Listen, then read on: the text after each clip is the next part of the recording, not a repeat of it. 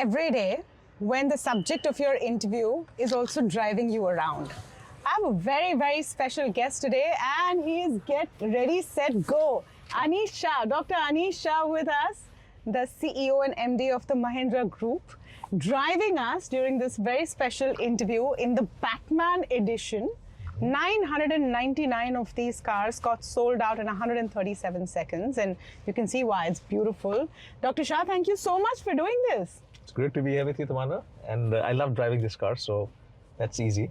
Okay, viewers don't know, in the original plan, I was supposed to drive the car, but Dr. Shah clearly loves being in the driver's seat, isn't it?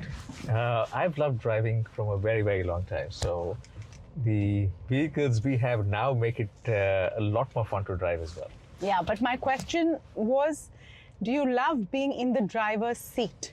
And that's obvious because since you've taken on the driver's seat at the Mahindra Group, a lot has changed. Market cap of the group is up about 12 times.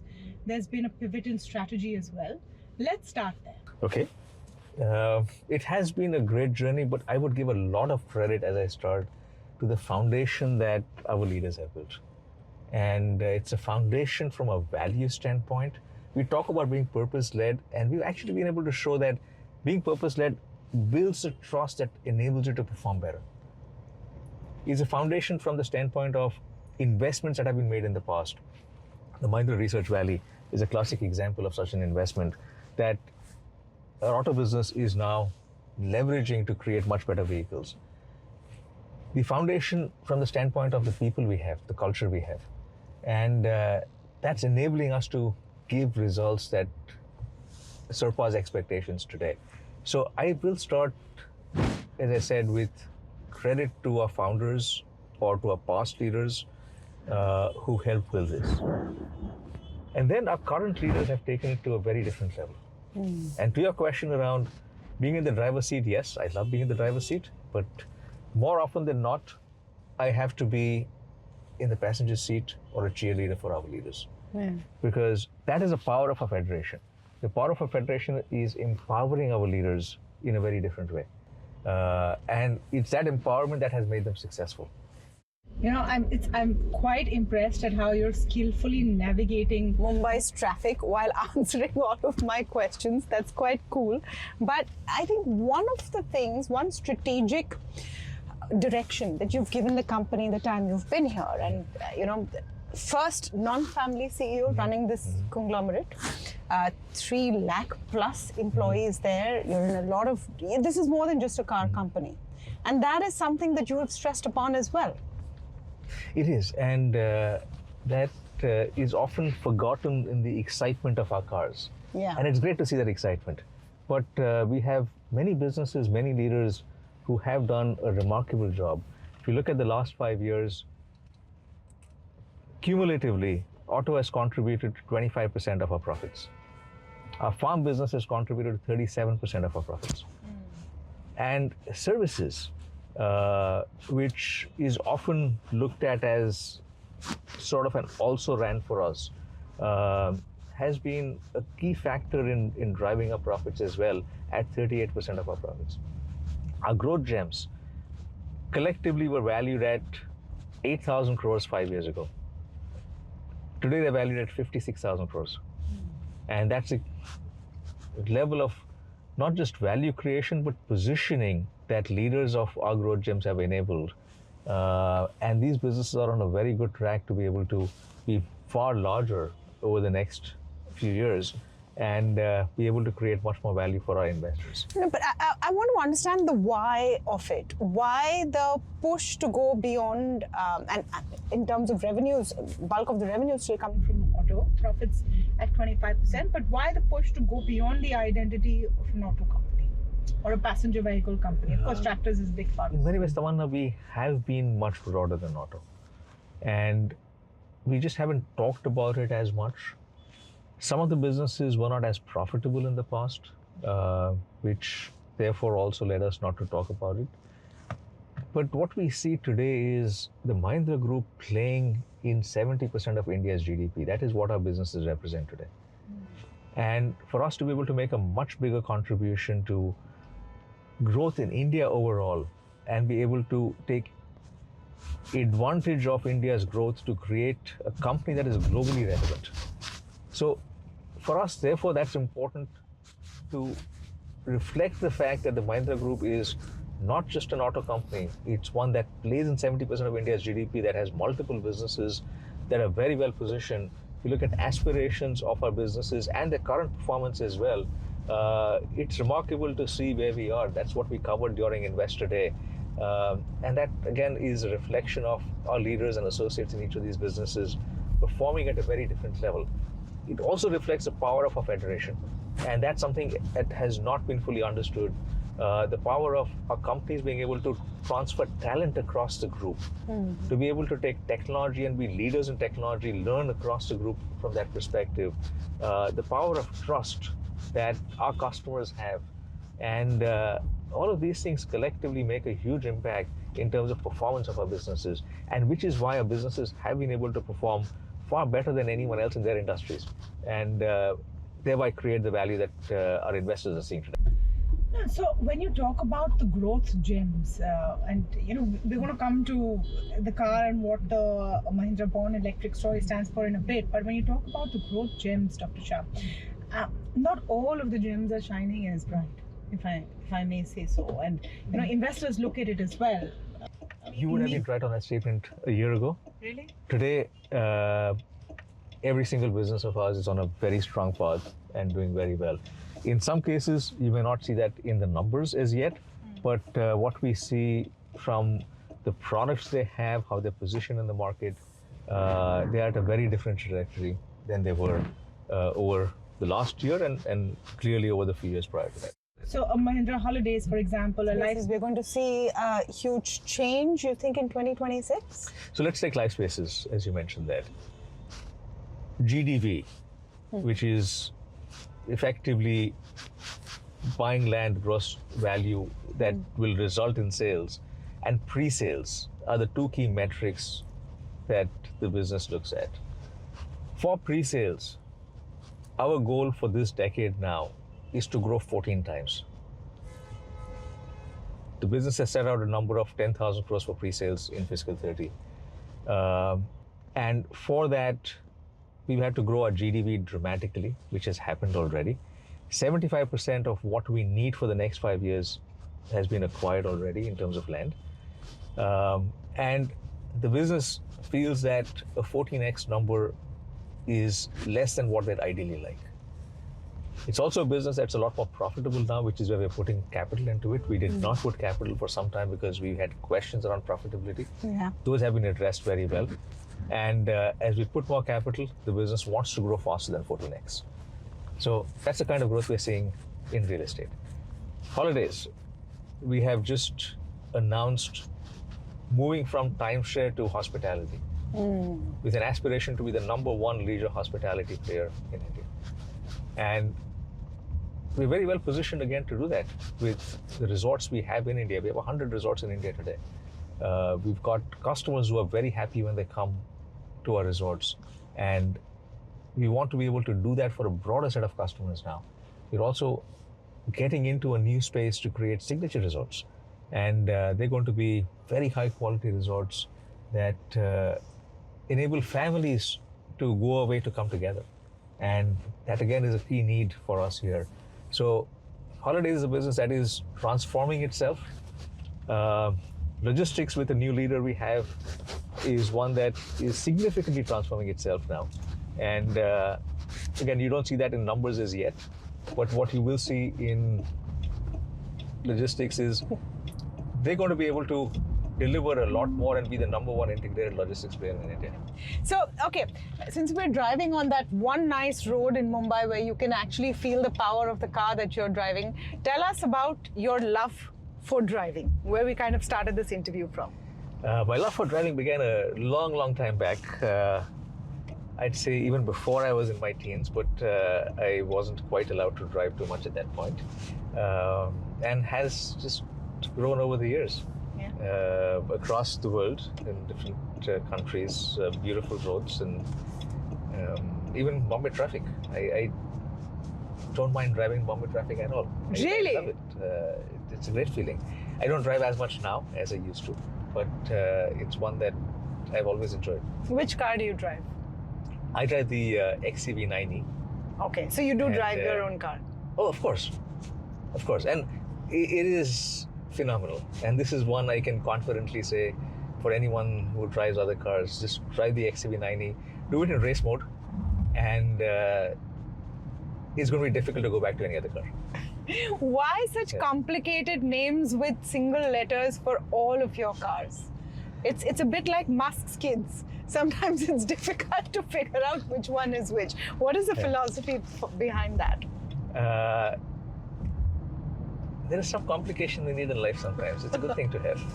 Okay. No, but is there a strategic plan, or it's just names that sound cool? It's names that sound cool.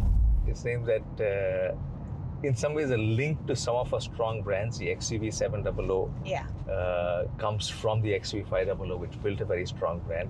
And that's what we realized. The power of brands is phenomenal. The Scorpio, for example, even today, is one of the best brands that we have, or one of the best automotive brands in the country.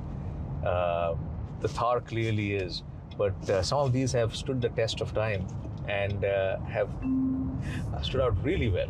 So the Thar, I just want to talk about the Thar, and we'll talk a bit about the auto journey, because what's caught the imagination of people is that an Indian car company giving you a product that looks like the car that we're sitting in, feels like the car that we're sitting in, and then it's born electric. For those who don't know what that term means, explain to us what is born electric and the journey. Born electric is effectively designing the vehicle for electric. In the transition from ICE or internal combustion engine, all car makers initially took the ICE car, took out the engine, put batteries in, modified the powertrain, and it was an electric car. That's not efficient at all. Tesla, for example, is born electric. It's designed for electric, which creates much better ride handling, much better suspension, and allows for the car to be able to deliver what it can. And that's what we've done with our vehicles. You're right, we've got a very good set of vehicles. In fact, our ride and handling is far superior to many of our competitors, even those who are priced multiple times above where we are. We've got the power in the car also at a very high level, given the battery technology that we put in place, the safety features that we've got in our vehicles, design which is evident, and we've seen rave reviews across various auto journalists and consumers. And I would say that credit for all of that goes to the leaders in our auto team and our associates there. We've just done a remarkable job. And you didn't flinch from EV. A lot of large OEMs or car makers in India say, okay, we have to also look at hybrid, we have to give opportunity and options. You guys didn't flinch from EV. It's been very clear, even when there were question marks about EV adoption, infrastructure, etc., etc. An EV is far better than a hybrid. Why would one drive a hybrid when you can drive an EV? When you have the range, these cars give you 500 kilometers in real life conditions. Most of our customers will charge once a week when they're driving in the city. With charging coming up in highways now, that becomes much easier as well. An EV is a lot more fun to drive. It is a lot less expensive to maintain because the cost of electricity is far lower. A hybrid, as someone said, is buying a typewriter in the age of iPhones.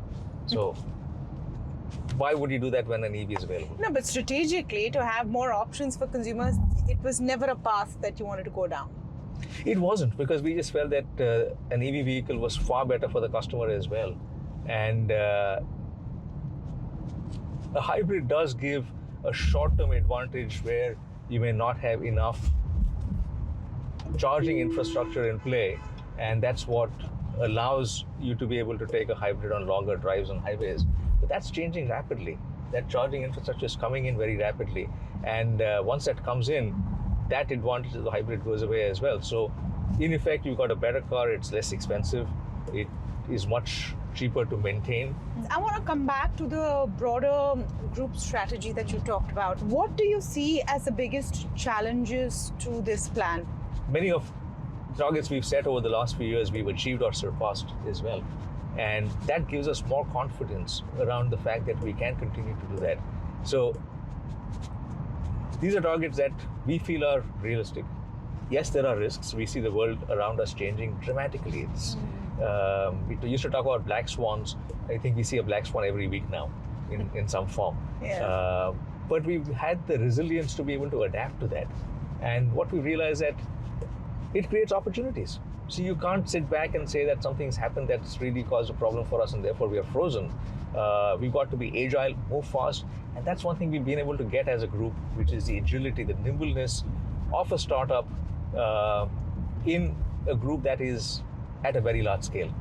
And that itself is very powerful. That's quite a statement. Agility of a startup in a group of your scale. Now, how does that agility come into bearing, especially with geopolitical news? Let me go back a few years.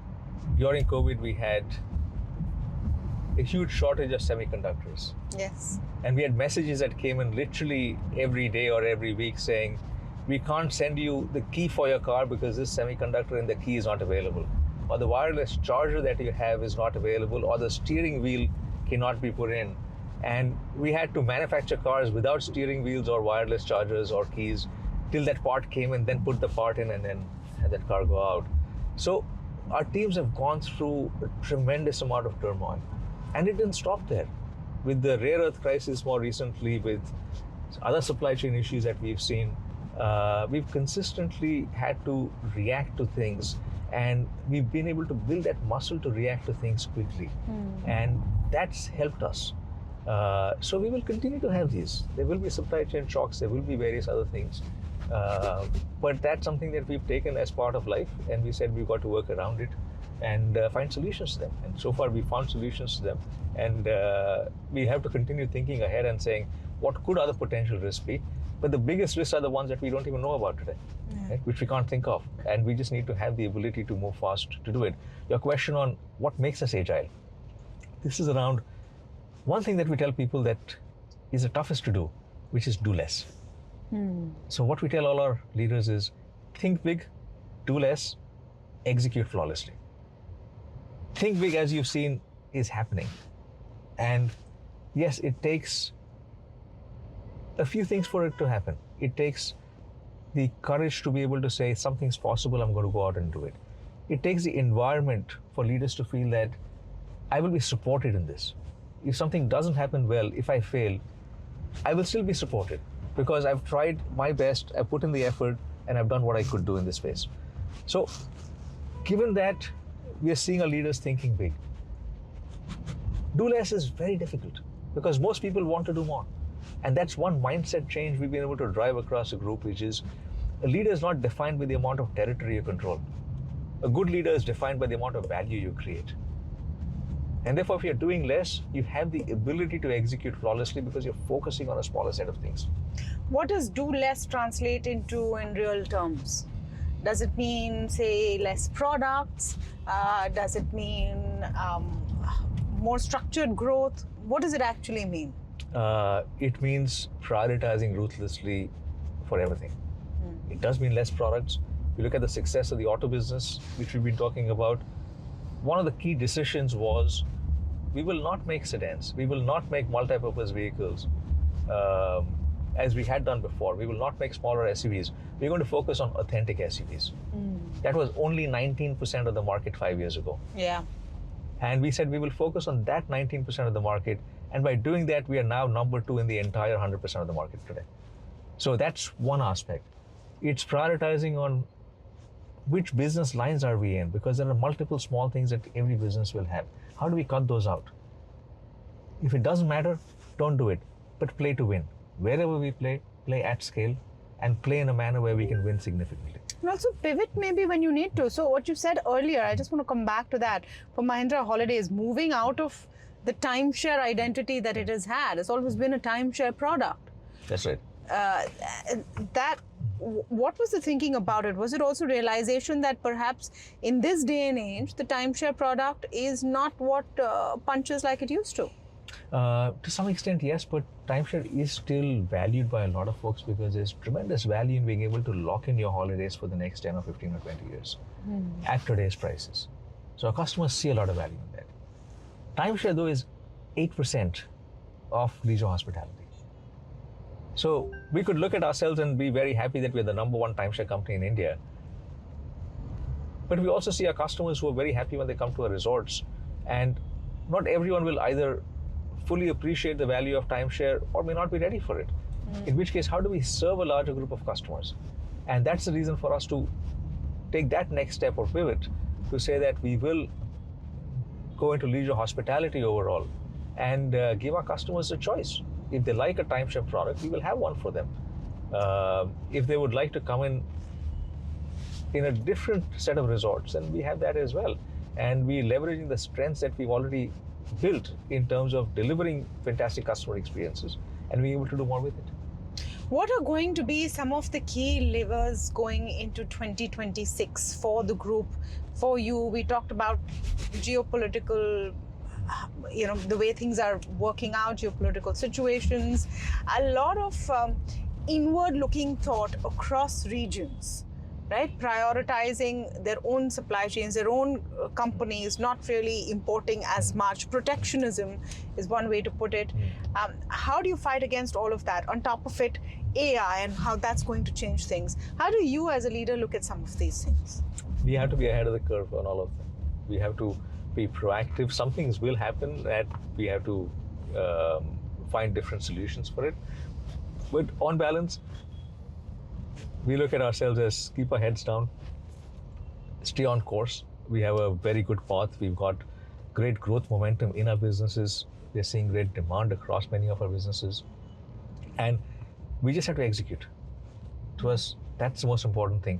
Don't let distractions come in the way. It's very easy to come out and say, we've done well in this, let's add 5 more things and let's do it.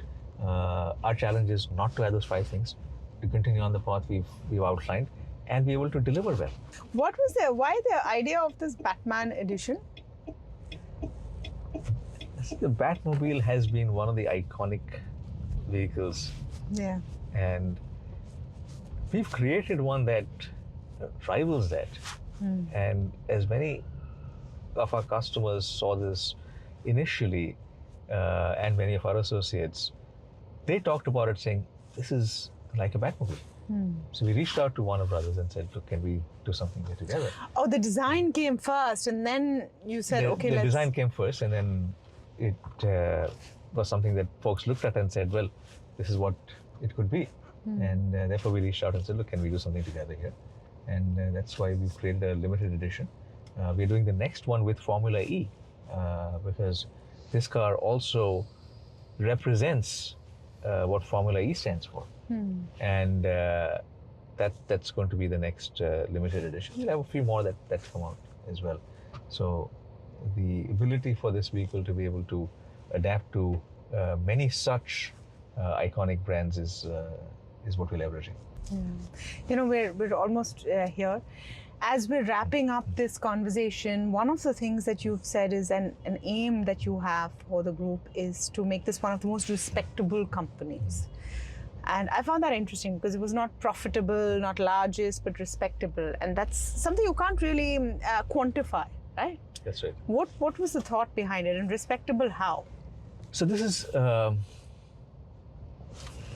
aspiration that actually had been set up by Anand before I even joined the group. So it was first set up in 2011 to be among the most admired companies in the world. And the thought process was at that point that any company can achieve numbers and deliver on targets, but what makes us unique is how we do it as well. And therefore, it's not just about numbers because it has to be broader than that. Yes, numbers do come into play because if you want to be one of the most admired companies in the world, you have to be at a certain scale and size. Without that scale and size, you're not in the consideration set. So numbers are important from that perspective, but it has to be a lot more than that. It has to be about governance. It has to be about people, about talent and creating career paths for folks that they love and they enjoy.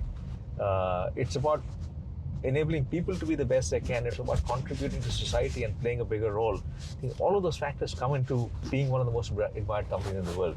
So that's the reason why we've taken this as something we're passionate about and we want to achieve, because it requires us to do very well in a very large number of areas. Well, that's a perfect note to end this drive and this conversation on. I must say you've been an excellent driver. So that was Dr. Anish Shah driving NDTV Profit around in the Batman edition and talking about the outlook for 2026.